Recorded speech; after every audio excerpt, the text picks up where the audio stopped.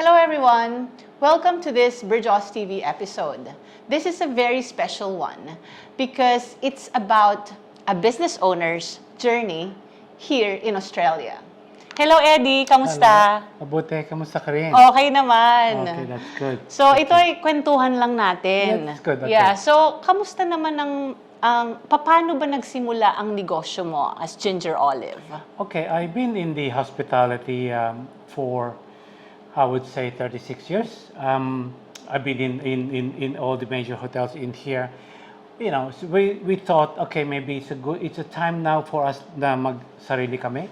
Try running our own business, which we did. It was challenging to start with. I think every business is, to start with, challenging. We have hit the pandemic period, but so far I think we've been lucky to survive.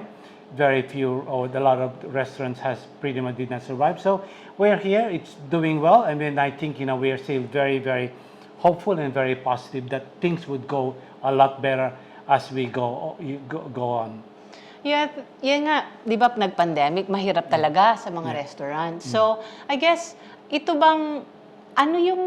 how did you stay in the business? So, marami nagsara eh. Yep. So, ano ba yung difference mo with the rest? At least ikaw nandito pa rin. What were the reasons?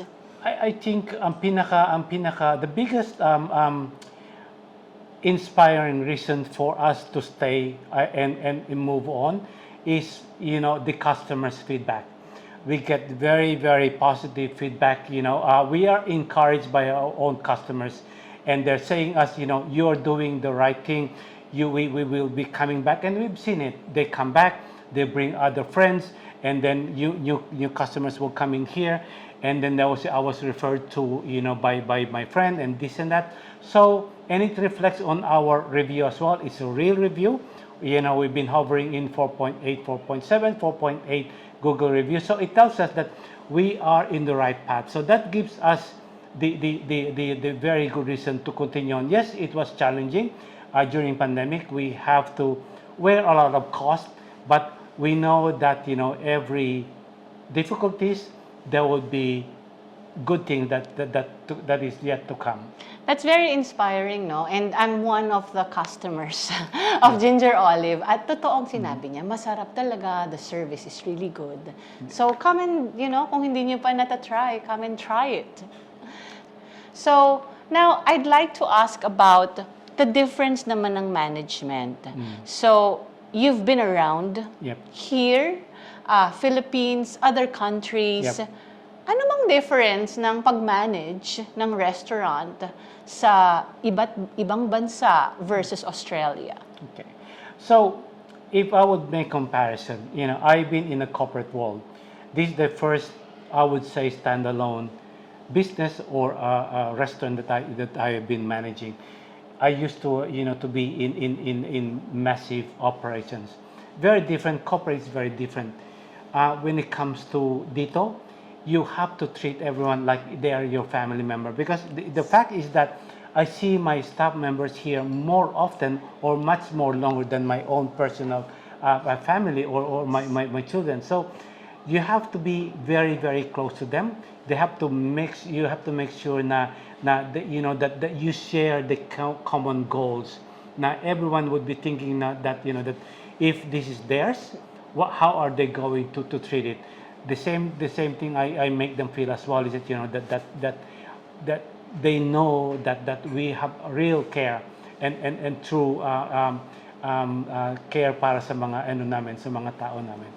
I share that as a small business owner as well, and for someone who came from the corporate world. Then kailangan talaga ang mga staff mo, you share the vision, you share the principles. Absolutely. And you treat them as family, and that's very important. Yes. Kasi kung okay kayo na as your relationship with your employees, lahat yan lumalabas sa kliyente eh. Absolutely.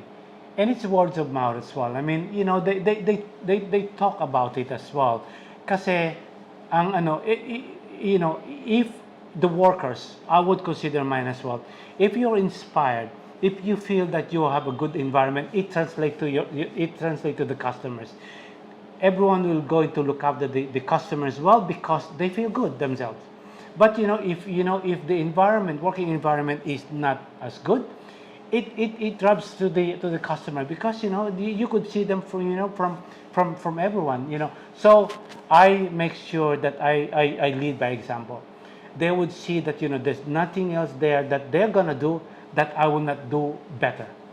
They're not going to do anything less than what I mean is that I'll make sure that they would know that I am pretty much their support. I am the same with them. I work very hard side by side with them as well, making sure that we look after the customers very, very well. So, I like supporting Filipino businesses. I think dumadami na rin tayo na small Yes, business yes. owners dito. And I love, it's a community of supporting each other. I guess, ang tanong ko ngayon is, ano naman ang mga pointers mo, kahit 2 or 3 pointers, sa mga migrants na katulad natin who are wanting to set up their own business here in Australia? I think, first thing is that they have to have a good understanding ng the business itself. You cannot jump in there without really being 100% sure, of what the business is all about. The second thing as well is that you have to be prepared because, it doesn't always go straight up there. Sometimes there will be a backward walk or a backward steps. Sometimes you would just be doing okay, and there are times that that you would do. Of course, that's the main purpose is that you do well. But there's a lot of aches and pains. But there's a lot of good things as well. When it comes to being successful as well. I think just have to make sure that you persevere, believe to yourself. You have to make sure that that you're gonna make it. And no matter what, you just have to make sure that that you have to endure. You have to make sure that you are well focused and you know your vision, you know your mission, and you know exactly where you want to be, and you're gonna be there. And the most important thing is that your product has to be very, very, very good because that's the key. No matter what, you could be very nice. You could be at the end of the day, your customers will gauge you based on your product. It has to be experienced. It has to be something where they're gonna crave to come back because if you get them one time, it doesn't help. You have to make sure they come back many, many times, and then you will survive. So in summary, I guess what we were saying is that kailangan may expertise. Right? Katulad mo, may experience ka, kaya may restaurant ka. Expertise. Be prepared. Di ba? Hindi mo naman alam, magkaka-pandemic pala. Who knows? Yes, and you have to persevere. Yep. So, and the last thing that you've pointed out is customer service. Yep. Kasi kung hindi mo kayang alagaan ng customers mo, wala eh. You cannot sustain the business. Yeah. So, thank you so much. You're very welcome. I hope natuto kayo ng konti about this episode, about setting up a business, and through the experience of Eddie. Thank you very much. Thank you. Visit Ginger Olive. I promise you, you would have a memorable dining experience.